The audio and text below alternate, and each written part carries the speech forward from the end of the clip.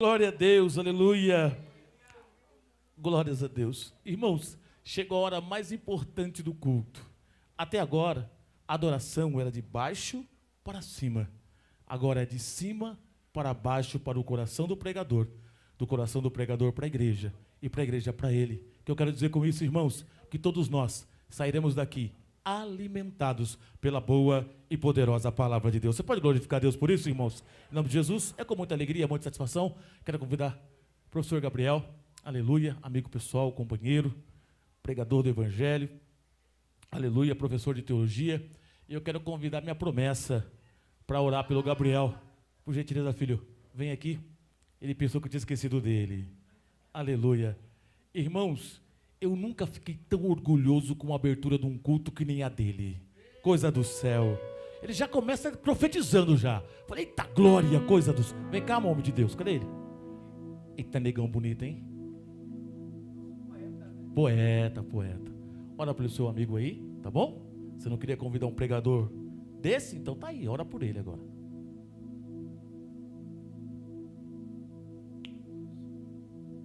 Pai seja convosco, igreja. Tudo bem? Vamos orar. Amantíssimo Deus, Criador dos céus e também da terra. Pai, estamos todos reunidos aqui dentro da Tua casa, desejando para que ouvimos a Tua palavra, Pai. Senhor meu Deus e meu Pai, que possamos ouvir não o que queremos, mas o que Tu queres, Pai. Doa o que doer, o que não quer escutar, mas o Evangelho é assim. A palavra é doce, mas é amarga para quem escolhe carregar a cruz. Senhor meu Deus, meu Pai, use a vida do Gabriel agora, Pai. Tu sabes os planos que Tu queres fazer aqui. Seja bem-vindo, faça presente aqui dentro deste culto. Senhor meu Deus, meu Pai, manifeste a Tua glória e o Teu Espírito Santo aqui. Senhor meu Deus, meu Pai, o que houve em Pentecostes possa acontecer aqui neste lugar. Pai, te invocamos, seja mais do que bem-vindo aqui neste lugar. Senhor meu Deus, meu Pai, se faça presente aqui, que corações possam ser quebrantados, pessoas possam ser curadas, libertas, e que almas, o mais importante, que almas possam vir para o Teu reino, para que haja festa no céu. Pai, sem Ti nós não somos nada, muito menos agora. Somos totalmente dependentes de Ti. Senhor meu Deus, meu Pai, envia a Tua palavra através da vida do Gabriel, use como instrumento em Tuas mãos. Estamos aqui, Pai, te convidamos mais uma vez, em nome de Jesus. Amém. Com a palavra, o homem de Deus.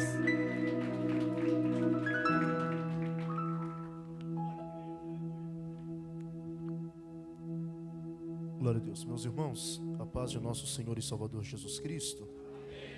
Tributamos a Deus toda a honra e toda a glória. Glória ao Deus triuno. Abra sua Bíblia comigo em Atos dos Apóstolos, capítulo 2.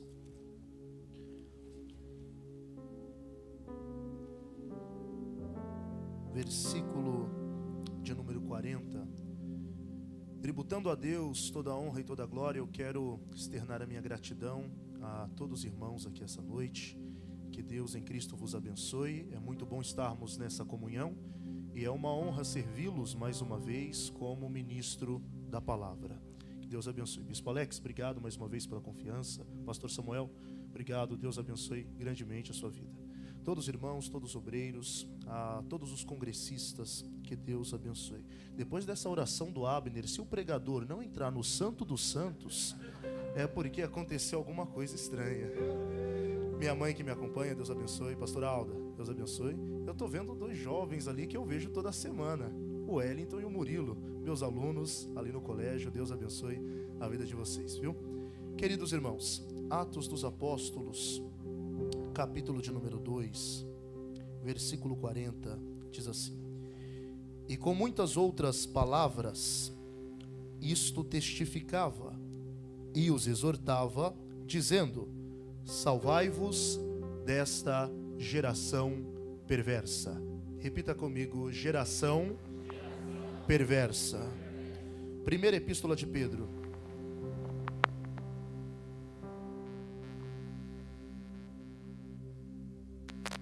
Capítulo de número 2, versículo de número 9. Primeira de Pedro, capítulo 2, versículo 9. Mas vós sois a geração eleita, o sacerdócio real, a nação santa, o povo adquirido, para que anuncieis as virtudes daquele que vos chamou das trevas para a sua maravilhosa luz. Olha para o seu irmão e pergunta para ele: geração perversa ou geração eleita? De qual você faz parte? Podeis assentar em nome de Jesus. Duas gerações, dois destinos. Duas gerações, dois comportamentos totalmente diferenciados. Ambos os textos que nós lemos têm por fonte o apóstolo Pedro. Embora Lucas foi quem escreveu Atos dos Apóstolos, Lucas está relatando, registrando e escrevendo como se deu a primeira pregação apostólica de Pedro. Quando nós olhamos para as epístolas, nós vemos Pedro já um homem maduro, lapidado por Deus, após se envolver nas garras do Evangelho de uma forma extraordinária. Algo me vem à mente que é acerca da natureza de Pedro e o propósito de Pedro. Quando nós falamos de natureza e propósito, nós devemos entender que estamos falando de chamada, porque a chamada, ela se constitui nisso, em sair da natureza e ir em direção ao propósito. A natureza fala daquilo que realmente você é, enquanto o propósito fala daquilo do seu objetivo, da sua finalidade. Por exemplo, da natureza de uma bateria não emitir som algum, ficar parada. Mas não é o propósito da bateria não emitir som. Os irmãos estão entendendo? É da natureza de uma bicicleta ficar parada ou cair se não tiver no pezinho, equilibrada, encostada em algum lugar. Mas não é o propósito da bicicleta ficar parada. Por mais que essa é a natureza dela, o propósito dela é ser equilibrada, ser conduzida ou conduzir e assim andar. Eu digo isso porque quando nós falamos de chamada, nós falamos dessa relação entre a nossa natureza e o nosso propósito. Dito isso, quando nós falamos do apóstolo Pedro, nós vemos um homem que foi chamado da sua natureza para viver um propósito extraordinário. E o que isso tem a ver com nós essa noite? Nós também fomos chamados para abandonar a nossa natureza e caminharmos em direção a um propósito maravilhoso. Por exemplo, é da nossa natureza sermos fracos. É propósito de Deus que nós venhamos ser fortes. É da nossa natureza sermos depravados, sujos, imundos. Mas é propósito de Deus que caminhemos como uma nação santa. É da nossa natureza se distanciar do Criador, mas é propósito de Deus que venhamos ter um relacionamento íntimo com Ele. Pedro não entendeu muito bem o conceito de natureza e propósito. Estamos falando de um homem que, quando teve o encontro com Jesus, até viu em Jesus algo bom, mas não entendeu a sua chamada, se apegou à sua natureza. Jesus se apresenta para Pedro, porém Pedro percebe que Jesus é somente um mestre. E quando nós olhamos para essa característica de Pedro, nós percebemos que, ao invés dele caminhar em direção ao propósito, ele se apega e se afunda cada vez mais em sua natureza. Dito isso, o Senhor Jesus Cristo até fala com o apóstolo Pedro. O Senhor Jesus Cristo diz: segue-me. Eles não deixam tudo para seguir Jesus. No entanto que eles seguem Jesus, mas voltam às práticas às quais eles estavam, que eram a pescaria, até que uma enfermidade chega na casa de Pedro. A sogra de Pedro é curada. Eles percebem que esse Jesus, ele não é só mais um mestre. Ele é muito mais que um mestre. Alguns seguem Jesus agora não como mestre, mas também como Senhor. Mas não é o caso do apóstolo Pedro. Pedro ainda via em Jesus somente um rabi, via em Jesus somente um rabone, mas não via em Jesus alguém que de fato seria Senhor e Messias. Até que Jesus pede o barco de Pedro emprestado. Quando nós olhamos essa ideia de natureza e propósito, na perspectiva humana, sobre o ministério terreno de Jesus, nós falamos: esse Jesus não bate bem das ideias.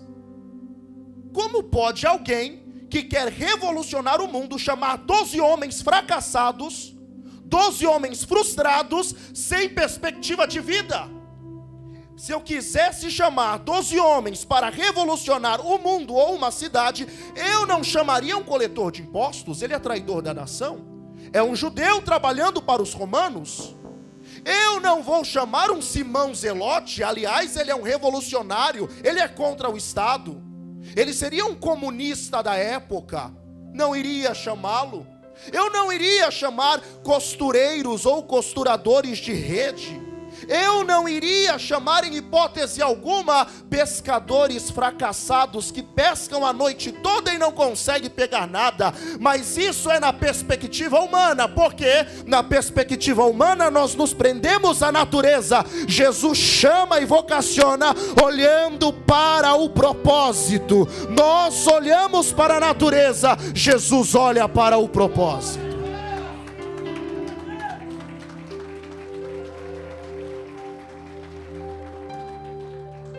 Quando Jesus fala com Pedro, Pedro empresta o barco. É interessante que Pedro já conhecia Jesus, sim ou não? Já tinha Jesus como mestre, pois ele chamou Jesus de mestre. Pedro já tinha levado Jesus para casa para curar a sogra, mas Pedro não tinha Jesus como Senhor. E quando nós olhamos para a nossa atualidade, não é diferente. Tem muitas pessoas que falam: os ensinamentos de Jesus é bonitinho, os ensinamentos de Jesus são legais, eu gosto de ir para a igreja, os louvores arrepiam, eu até gosto de me envolver com a palavra, as mensagens do pastor são bonitas, mas são pessoas que têm Jesus como mestre, mas não têm Jesus como Senhor. Porque ter Jesus como Senhor significa renunciar a própria vida para segui-lo e servi-lo como Senhor. Pedro era um homem que tinha Jesus como mestre, mas não tinha Jesus como Senhor. Jesus vocaciona e ele mostra algumas objeções. E é comum da nossa natureza, quando o Senhor nos chama, nós colocarmos empecilhos. Quando você percebe isso em toda a história bíblica, toda vez que Deus vocacionou um homem, esse homem sempre olhou para a sua própria natureza. O Senhor chamou Abraão, e ele falou: não vou gerar, sou velho, sou avançado. Deus está falando para ele: ô Abraão, não importa a sua idade, importa o que eu estou falando, o que eu vou fazer na sua vida. Deus chamou um homem chamado Moisés, e ele falou: eu não sei falar, eu sou pesado de língua. No entanto, Deus fala para ele: Moisés, não foi eu o Senhor quem fez a boca do homem, ou surdo, ou mudo, ou cego, ou o que vê? Porventura não foi eu? Deus não quer saber das nossas objeções, ou aquilo que colocamos como impedimento para que Ele possa executar o chamado dEle em nossas vidas. Deus chamou um profeta desde o ventre, e ele começou a colocar as suas objeções, dizendo: eu não sei falar, eu sou uma criança. E aí o Senhor diz: antes que você fosse gerado, eu já havia lhe escolhido, e as nações já havia lhe dado por profeta. Da mesma forma, o Senhor está dizendo para Pedro: não importa se você pegou alguma coisa, siga a minha ordem. volta para o mar, lança a rede. Essa introdução é só para nós entendermos de quem nós vamos falar. Quando Pedro percebe que Jesus não é só mestre, Jesus é Senhor, Pedro se prostra e diz: ausenta-te de mim, porque eu sou um homem pecador. Porque quem reconhece Jesus como mestre, sabe da sua pecaminosidade. Quem reconhece Jesus como Senhor, reconhece mais ainda a sua natureza. Ausenta-te de mim, Senhor. Tem pessoas que quando se achegam a Deus, elas ficam poderosas, cheias de ego. O ego fica inflamado. Eu sou, eu posso, eu faço, eu tenho. É interessante que todas as vezes na Bíblia que alguém se aproxima do Senhor, reconhece a sua miserabilidade. O que foi, Gideão? Eu vi a face do Senhor, eu vou morrer. O que foi, Manoá? Nós vimos o anjo do Senhor face a face, eu vou morrer. O que foi, Isaías? Sou um pecador de lábios impuros e habito no meio de um povo de impuros lábios, e os meus olhos viram o Rei, o Senhor dos exércitos. Aí Deus estava falando para ele: não importa, um serafim vai tocar agora na sua boca com uma brasa, e tu serás purificado. Só que nós vemos pessoas hoje que se dizem cheias de Deus, tomados por um espírito de orgulho que eu não sei de onde vem. Pedro não. Pedro diz: ausenta-te de mim, Senhor, porque eu sou pecador. Amém? Esse é Pedro, vocacionado, chamado para sair da natureza e ir em direção ao propósito. Ele até entende o que Jesus quer fazer na vida dele. Ele não era só discípulo, agora ele é apóstolo. Ele não é só apóstolo, agora ele é amigo de Jesus. Ele anda por cima das águas, caminhando em direção ao propósito. Mas ele afunda por falta de fé. Ele volta para a natureza. Nós percebemos que ele toma as atitudes de um líder, e é ele quem indaga Jesus com as suas interpelações, dizendo: mestre, como será a sua vinda? Mestre, ensina-nos a orar. Mestre, quantas vezes devo perdoar? É ele quem faz perguntas interessantes no ministério de Jesus. É Pedro quem discerne Jesus entre Moisés e Elias, dizendo: prepararemos para os três um tabernáculo. Pedro é um discípulo inconstante. Havia uma bipolaridade em Pedro. Uma hora caminhava em direção à natureza, outra hora caminhava em direção ao propósito. Havia essa guerra, essa dualidade, essa duplicidade em Pedro. Mas Jesus não desistiu de Pedro. E talvez eu estou pregando para alguém aqui essa noite que sabe que o Senhor tem um propósito em sua vida, mas a sua carne está gritando para voltar para a natureza. Os seus pés estão tremendo para voltar para os lugares que a sua natureza queria fazer ou tinha prazer em ir. O Senhor Jesus diz: desista da sua natureza, maior é o propósito que eu tenho em sua vida.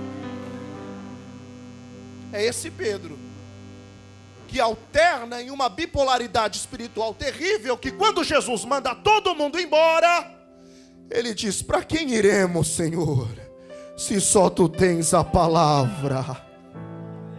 É esse mesmo Pedro que vive uma bipolaridade inconstante, que quando todo mundo dá uma resposta não muito correta sobre quem é Jesus, ele diz: tu és o Cristo, o Filho do Deus vivo. Disseste bem, porque essa palavra não veio da carne nem do sangue. E eu te digo que tu és Pedro, e sobre esta pedra edificarei a minha igreja, e as portas do inferno não prevalecerão contra ela. É o Pedro, ao mesmo tempo cheio de Deus. Quando corre em direção à natureza, esquece-se do propósito. Jesus fala que tem que ir para a cruz. Ele diz: não, nós não vamos deixar não. Esse negócio de cruz, esquece. Jesus vira para o mesmo Pedro e diz: para trás de mim, Satanás. Percebe a bipolaridade espiritual? Esse Pedro que parecia ser corajoso, que parecia ser o líder dos apóstolos, ele nega Jesus, ele corre, ele foge, ele se esconde, é tomado pela covardia, ele volta para a natureza. A maior prova que Pedro volta para a sua natureza é que quando Jesus não se apresenta para ele, ele volta para as práticas da pescaria. Está 3-0 para a natureza de Pedro. Parece que o propósito não ia ser realizado. Parece que os planos de Deus na vida de Pedro iam ser frustrados. Pedro volta a pescar. Está nu nas águas em seu barco. De repente aparece um homem nas praias. Uma fogueira está acesa. A palavra fogueira ali no grego é a mesma palavra que aparece para braseiro quando Pedro nega o Senhor. O cenário é o mesmo. 3-0 para a natureza de Pedro. Quando ele percebe que é Jesus, ele se envergonha e vai para as águas. O Senhor então o chama para fazer Pedro voltar aos trilhos, para que assim ele possa correr em direção ao propósito. E o Senhor pergunta para Pedro: Pedro, tu me amas? Eu te amo, Senhor. 3-1, amém? Pedro, tu me amas? Dá quanto? 3-2. Pedro, tu me amas? Ah, Senhor, tu sabes que eu te amo. 3-3. Ô Pedro, apacenta as minhas ovelhas, e as chaves do reino eu te dou. Jesus estava dizendo: eu não vou perder você para a sua natureza. Eu tenho um propósito, e o propósito é maior do que a sua falha, do que o seu pecado, do que a sua desobediência, do que a sua resistência. Levanta a mão, porque eu estou pregando para alguém aqui que talvez está vivendo uma guerra entre a natureza e o propósito, mas Jesus está dizendo: o propósito é maior, o propósito é maior, o propósito é maior. Aleluia. Tem muita gente que falou que não ia dar certo, porque apontou para a sua natureza, porque viu a sua natureza. Não importa a opinião deles, maior é aquele que te chamou para o propósito, maior é aquele. Aleluia. Esse é Pedro. Agora o Pedro covarde, o Pedro medroso, quando ele vê os irmãos dele sendo insultado de bêbado, ele sai do cenáculo na hora e diz: não, tem ninguém bêbado não. Isso aqui que está acontecendo é uma profecia que acontecerá aqui naqueles dias. O meu espírito seria derramado sobre toda a carne, e os vossos filhos e as vossas filhas profetizarão. Essa é a profecia do Senhor. Pedro, como um líder, toma a frente da igreja e vai pregando de uma forma extraordinária. Agora sim, ele está correndo em direção ao propósito. Agora Pedro está nos trilhos. Ele entende que a chamada para seguir Jesus não é uma chamada para viver, é uma chamada para morrer. Porque Jesus disse para ele: segue-me e eu te farei pescador de homens. O segue-me aqui não é vá pelo mesmo caminho que eu. Pisa na onde eu piso e passa por onde eu passo. Eu vou passar pela cruz, você também vai passar pela cruz. No entanto, quando Pedro é levado para Roma para ser morto, os seus discípulos pensavam em intervir na história, e ele diz assim quando estava na Via Ápia: não interrompa, porque eu estou indo em direção à cruz pela segunda vez. A esposa dele é crucificada primeiro. Ele vê a esposa dele sendo crucificada. Quando Pedro vai ser crucificado, ele diz: não, eu não sou digno de ser crucificado como o meu Senhor foi. Inverte, me crucifica de ponta cabeça. Agora Pedro entendeu que o propósito do evangelho nunca foi bênção, nunca foi carro, nunca foi bênção material, nunca foi teologia da prosperidade antibíblica, não. A mensagem do evangelho ainda é cruz. Siga-me até o lenho, siga-me até o Calvário. Aleluia. Essa é a mensagem do evangelho.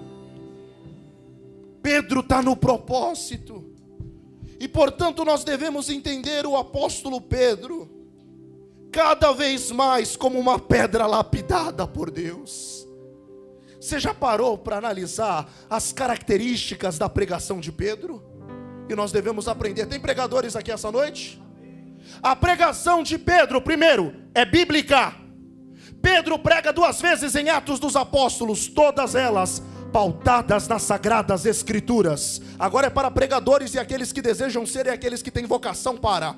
Subiu no púlpito, abra a Bíblia, leia o texto, pregue o texto, explique o texto, exponha o texto, aplique o texto. Nós queremos ser alimentados pelo texto, porque a palavra de Deus é quem alimenta a igreja. A gente não quer saber de onde que o pregador veio, para onde ele vai. A gente não quer saber o que aconteceu na sua vida há 50 anos atrás. A gente quer saber de Bíblia. A gente quer saber o que emana do texto. Primeira característica da pregação de Pedro é bíblica. Segunda característica, cristocêntrica.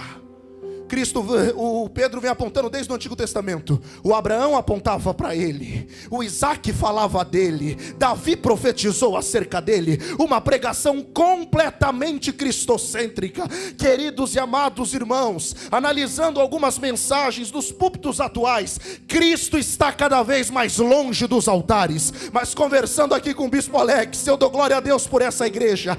Cristo é pregado, Cristo é apresentado, Cristo é exposto. O Calvário é nítido. Deus seja louvado ainda por igrejas cristocêntricas que não tiraram a cruz e trocaram pelo S cifrão do dinheiro. Deus seja louvado pela mensagem cristocêntrica que ainda impacta o coração do Salvador. Aleluia. Glória a Jesus.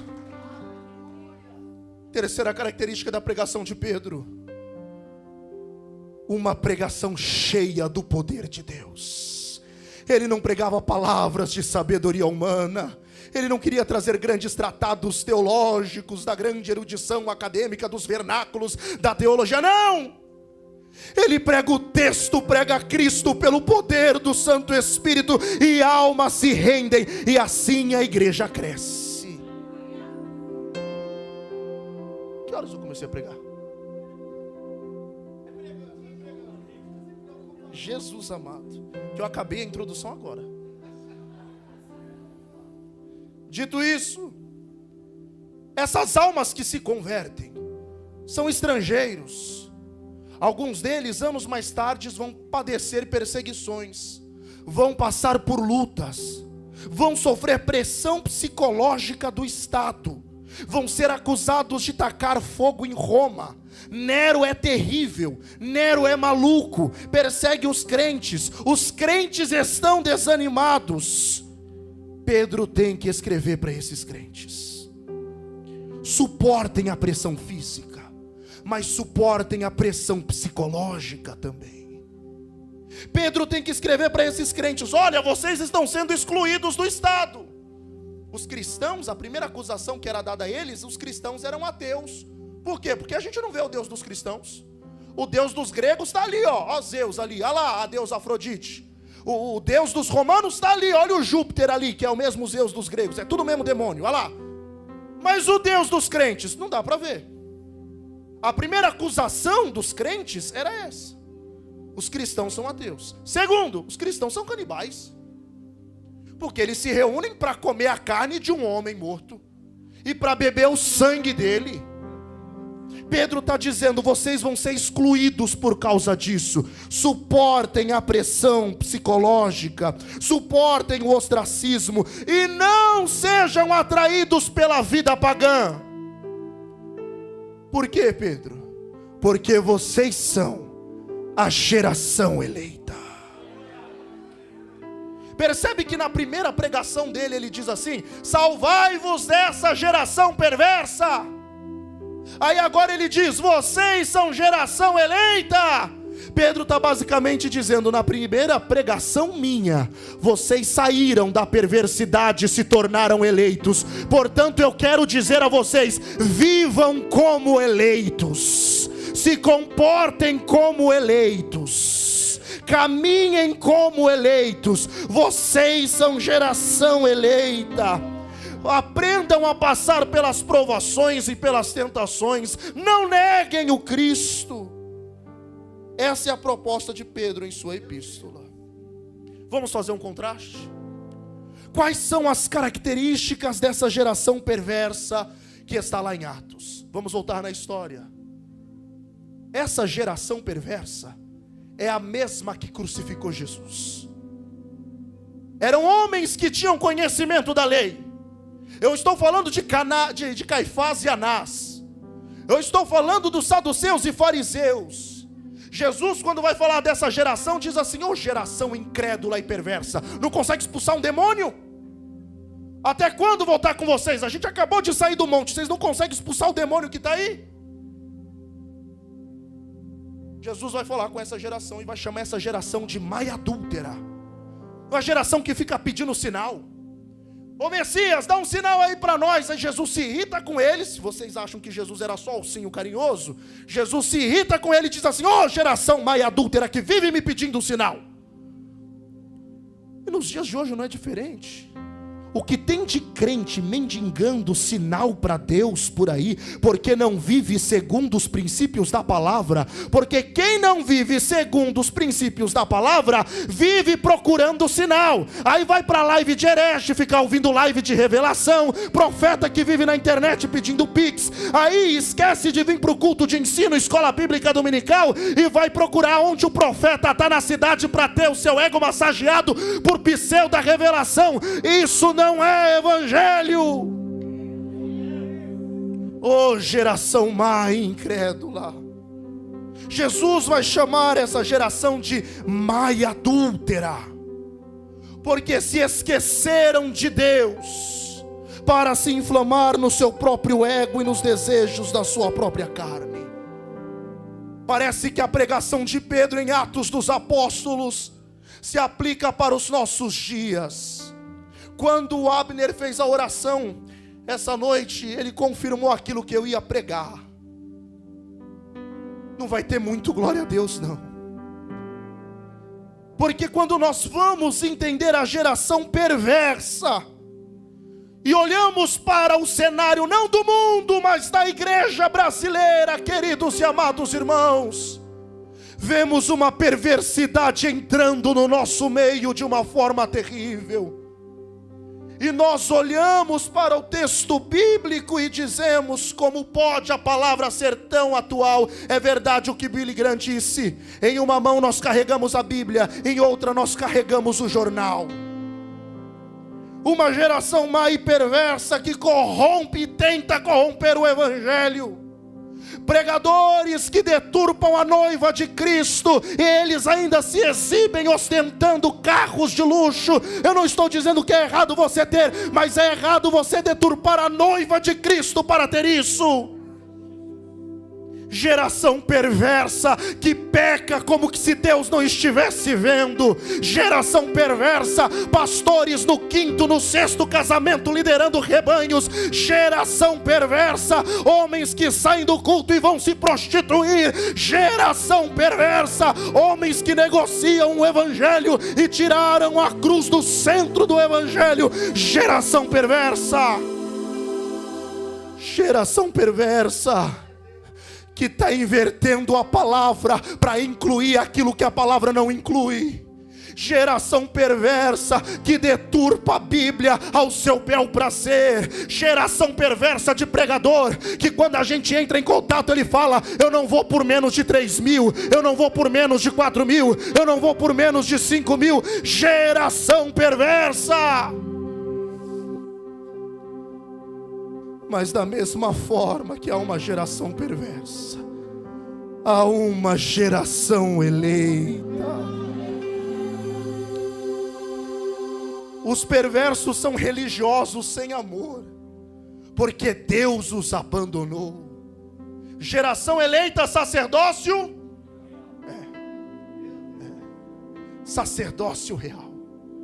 Por que é que Deus abandonou os religiosos? Deus não estava mais no templo. Se você pega o evangelho segundo escreveu Lucas, Lucas vai falar dos 2 sacerdócios. É o maior símbolo de corrupção que havia.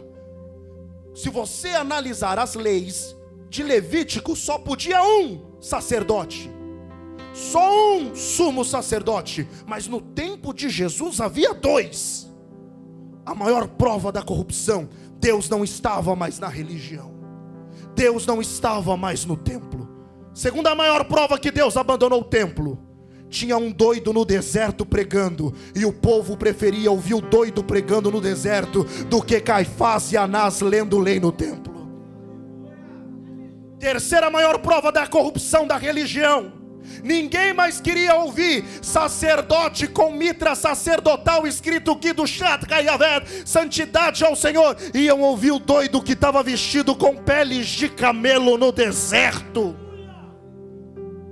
Vivemos tempos como esses, meus amados e queridos irmãos. Mas enquanto tem Caifás e Anás se corrompendo no templo, Deus está levantando no deserto, no monte. Deus está levantando aqui essa noite João Batista, que vem com uma voz profética dizendo: eis ali o Cordeiro de Deus que tira o pecado do mundo. Aleluia! Em tempos de corrupção, Deus sempre separa um povo santo. E eu nem vou falar de corrupção aqui no Brasil, porque senão a gente fica 8 anos aqui falando, né? Enfim, quem entendeu a deixa, entendeu, né? 8 não, é 12, que são 3 mandatos. Enfim, vamos lá. Dito isso, Pedro vai nos falar da geração eleita e sacerdócio real. Aqui entra a minha conexão da introdução com a mensagem. Voltar a ser sacerdócio é o propósito de Deus para as nossas vidas. O primeiro sacerdote foi Adão. O primeiro tabernáculo foi o Éden. Deus colocou o homem para reger o Éden. Tudo aquilo que nós vemos no tabernáculo, nós podemos ver no Éden. O tabernáculo era virado para o Oriente, o Éden também era virado para o Oriente. No tabernáculo havia a árvore da vida, que era o candelabro. Se vocês perceberem, isso daqui lembra muito bem uma árvore. E no livro de Levítico mostra que o candeeiro também tinha pequenas romãs, pequenos frutos que no total davam 9 de cada lado, representando os 9 dons do Espírito e os 9 frutos do Espírito. Pronto. Isso mostra a árvore da vida no Éden. O primeiro tabernáculo foi o Éden. Deus colocou o homem para exercer sacerdócio. Deus descia na sombra do propiciatório, da mesma forma que Deus descia na viração do dia no jardim. Deus colocou o homem no Éden para ser sacerdote. Mas o homem preferiu seguir a sua natureza, cada vez mais se distanciando. E aquilo que havia somente uma separação entre Deus e os homens, que era o céu, agora passa a ter Santo dos Santos, lugar santo e átrio. O homem está cada vez mais distante de Deus. É nessa perspectiva que nós vamos entender que o Senhor Jesus Cristo veio para nos levar de volta ao Santo dos Santos.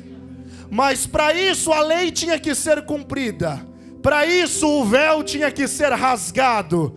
Para isso um sacrifício tinha que ser prestado. E louvado seja Deus que a minha Bíblia mostra que aconteceu tudo isso.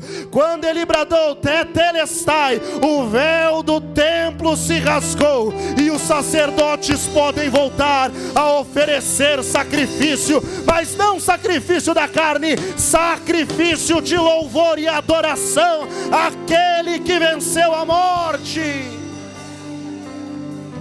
Aleluia. Quais são as características dessa geração eleita? Nós vimos as características da geração perversa. Primeiro, característica da geração eleita: eles são santos. eles têm prazer na santidade. A carta de 1 de Pedro é uma carta da santidade, pois ele diz: sede santo como é santo aquele que vos chamou em toda a vossa maneira de viver. John Stott vai dizer que o mandamento esquecido é: sede santo porque ele é santo. Santidade não é uma sugestão na Bíblia, santidade é uma ordenança. Nós olhamos para o Deus Todo-Poderoso e dizemos: a santidade dele deve resplandecer em mim. Segunda característica, eu já vou caminhar para encerrar: a geração eleita são os comprados. Eu vou repetir: a geração eleita foram os comprados. E você me pergunta: irmão, fui comprado do quê? Da sua própria natureza, que a passos largos te levava para o inferno, mas um preço foi pago por você. E Pedro vai nos responder: quando foi e como foi? Foi com prata, Pedro? Não, não foi com prata. Foi com ouro? Não, não foi com ouro. Foi com coisa corruptível? Não. Fomos comprados com o quê? Com o sangue do Cordeiro morto antes da fundação do mundo. Eu estou pregando para alguém aqui que foi alcançado pelo sangue de Jesus, e esse sangue alcança aqueles que estão na sua casa, na sua família, na sua parentela. Há poder nesse glorioso sangue. Aleluia.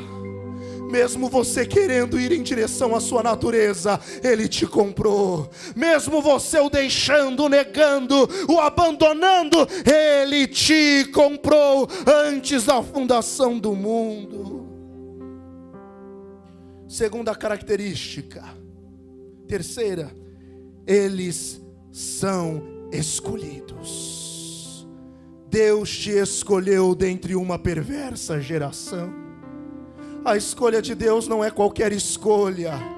Eu estou pregando para alguém aqui que talvez estaria nessa hora se embriagando em qualquer bar aí na rua, se enchendo de cachaça, ficando bêbado até os cachorros lamberem a sua boca. Talvez eu estou pregando para alguém aqui que nessa hora estaria indo na próxima biqueira comprar mais uma porção de pó de cocaína ou uma pedra de crack. Ou estou pregando para alguém aqui que talvez entraria agora num prostíbulo e gastaria todo o seu dinheiro. Talvez eu estou pregando para alguém aqui que, se não fosse a graça, se não fosse o evangelho, se não fosse o sangue, seria mais um salve do comando ou do PCC. Mas a graça de Deus te alcançou, o sangue derramado te libertou, e ele desde a eternidade bradou: você é meu, você é meu, você é meu, você é meu, você é meu. Eu não vou te perder para o inferno, diz o Senhor. Eu não vou te perder para o pecado, diz o Senhor.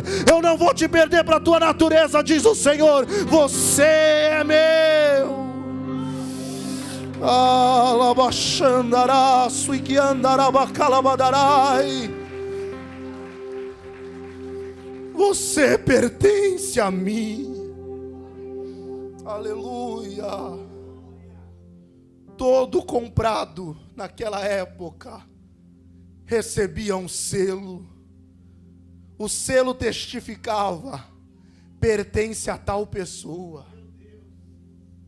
Quando Jesus brada na cruz do Calvário, tetelestai, que significa pertence a mim, está pago, eu paguei a dívida, Jesus nos selou com uma marca. Essa marca, ela não é visível, mas ela habita dentro de nós. Essa marca não é uma força ativa como ensinam as testemunhas de Jeová. Essa marca é o Espírito Santo de Deus, uma pessoa que nos conduz, uma pessoa que nos direciona, uma pessoa que nos renova, uma pessoa que nos revigora. Essa é a marca do cristão. Glória a Jesus. Para que anuncieis as virtudes daquele que vos chamou das trevas para a sua maravilhosa luz. Sacerdócio real. Se fomos chamados, temos uma missão. A missão é anunciar aquele que nos tirou das trevas. Talvez, e a gente tem um certo defeito com isso, de dizer: irmão, eu não conhecia as trevas, Eu sou de berço cristão, talvez como eu. Você não chegou a conhecer as trevas. Eu vim de um berço cristão. Embora meu pai envolvido no mundo do crime, eu com 4 anos de idade entrava no Carandiru, casa de detenção, para visitar meu pai. Eu tive bons exemplos dentro de casa. Talvez você, assim como eu, teve referências cristãs e você diz, não, eu sou de berço cristão. Independente, todos nós estávamos envoltos em terríveis trevas. Mas meu pai era pastor, não importa se seu pai era pastor. Você estava tomado por uma natureza depravada e pecaminosa. Você foi destituído da glória de Deus, assim como qualquer ser humano, pois não há quem faça o bem, não há sequer um santo diante de Deus, mas a graça de Deus te alcançou, não havia méritos em você, você não foi escolhido porque você era filho de pastor, porque você veio de uma família nobre, da classe média ou da classe alta, você não foi escolhido porque fala bonitinho ou porque tem algumas formações no seu currículo, você não foi escolhido porque você subia monte e descia monte, ou porque você já cresceu nesse ambiente eclesiástico. Você não foi escolhido porque você anda engomadinho, tem um rostinho bonito, não. Você foi escolhido porque Ele escolheu. Ele abriu mão da sua glória, Ele esvaziou-se de si mesmo, foi achado na forma de homem e se entregou à cruz. Não havia méritos em nós, não havia méritos em nós, não havia méritos em nós. Ei, calabachandarabacalabadarai. Cadê aqueles que vão anunciar o que Ele fez na sua vida? É tempo de anunciar, mas vamos anunciar o Cristo bíblico, vamos anunciar o Cristo das Escrituras. Chega desse Cristo modinha que estão apresentando aí fora. Vamos apresentar o Cristo do Evangelho, vamos apresentar o Cristo da Bíblia. Alabachandará, suramanda calabadarai. Aleluia.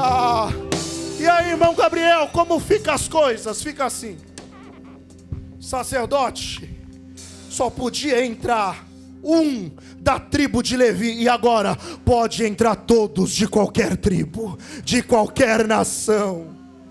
Tinha que entrar oferecendo sacrifício, e agora o sacrifício é vivo, que é o nosso culto racional a Deus. Oh glória!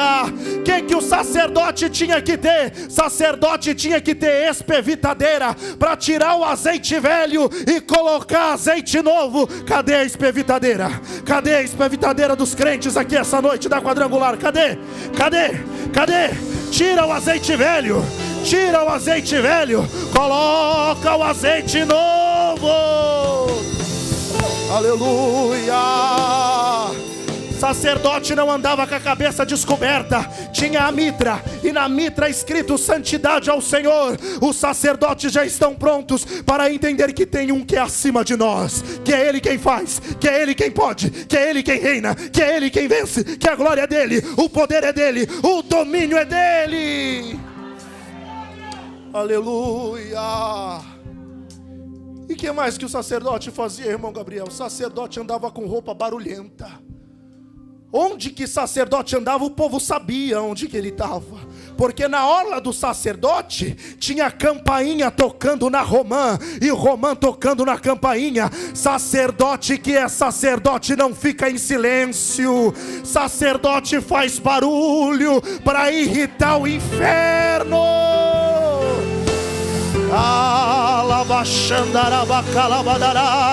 Cadê os sacerdotes da Quadrangular fazendo barulho para irritar o inferno, para dizer que o inferno não vai vencer, o inferno não vai triunfar? Há um povo santo aqui essa noite.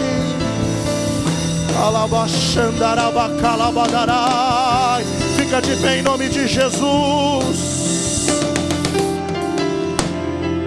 Aleluia. O que o sacerdote fazia? Se lavava.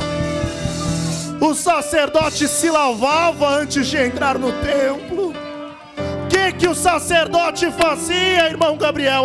O sacerdote não podia mostrar parte alguma da sua pele, porque entendia que no santuário de Deus tinha que ter reverência. Cadê os sacerdotes aqui da Quadrangular? Irmão, mas e o véu? O véu, o escritor dos Hebreus fala pra gente: entrai com ousadia pelo santuário, pelo novo e vivo caminho. Vou repetir: entrai com ousadia pelo novo e vivo caminho, pelo novo e vivo caminho, pelo novo e vivo caminho que Ele nos consagrou. Eu não dependo mais de papa, de padre, de arcebispo para adorar. Hoje eu ofereço meu culto a Deus, porque sou sacerdócio real. Aleluia, glória a Jesus.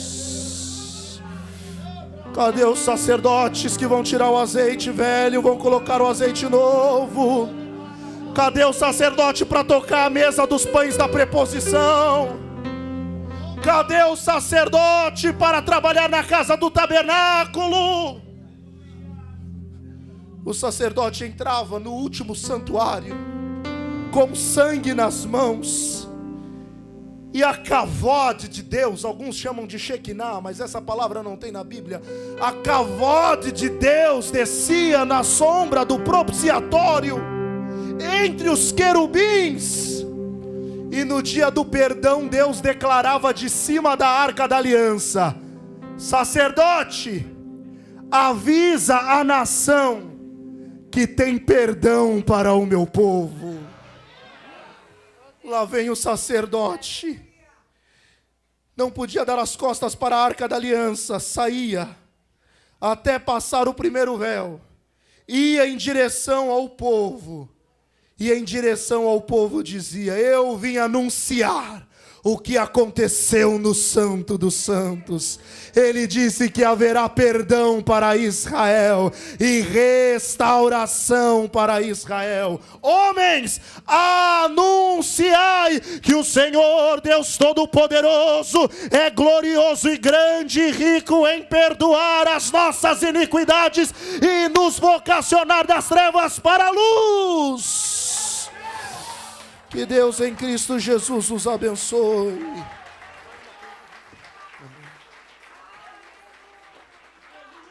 Está na hora de voltar ao Santo dos Santos. Eu quero convidar você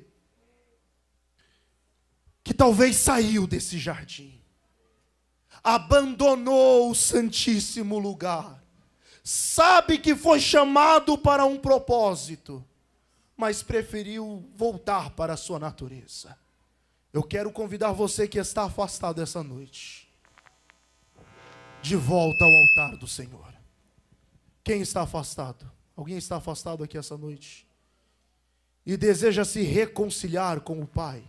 Se houver, vem aqui na frente. Alguém que esteja afastado, alguém que precisa retornar ao altar e à aliança, se houver, venha. Durante o louvor que eles vão ministrar, conforme você sentir no seu coração, vem à frente. Você que quer aceitar Jesus como o único, suficiente Salvador. Os irmãos podem louvar ao Senhor em nome de Jesus.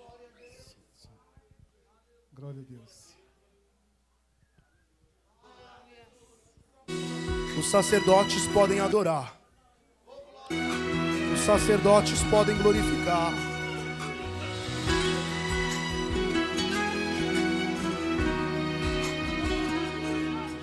Sacerdotes podem dar glória a quem merece glória. Aleluia. Sacerdote presta culto. Pensa que em todo tempo foi só alegria, e que nesta vida nunca tive motivos pra chorar. Quem me vê cantando, adore ao Todo-Poderoso, aquele que te arrancou das trevas, aquele que te chamou para a luz, aquele que te restaurou. aquele que te levantou. O deserto atravessei, Tem renovo para a tua vida essa noite. com as feridas dos espinhos. Geração eleita, E quantas vezes eu gritei, não se rende ao pecado, que a dor não se rende ao sistema, Deus, eu vou morrer. não se rende à corrupção, não se rende à perseguição. Geração eleita, continua, continua, continua. Aleluia. Renovava as promessas e me lembrava do que ele fez. E palavras de conforto me dizia. Lembra da nuvem de dia, fui eu. Lembra da coluna de fogo, fui eu. Eu fiz pedras jorrar água pra você beber. Lembra do maná do céu, fui eu. Lembra do caminho no meio do mar. Canta, pois sou eu quem cuido de você. Ninguém vai te tocar, ninguém vai te deter. E se te acusar, eu defendo você. Eu te abençoo aqui, eu te abençoo lá. Onde pisar teu pé, abençoado será. Eu dou, eu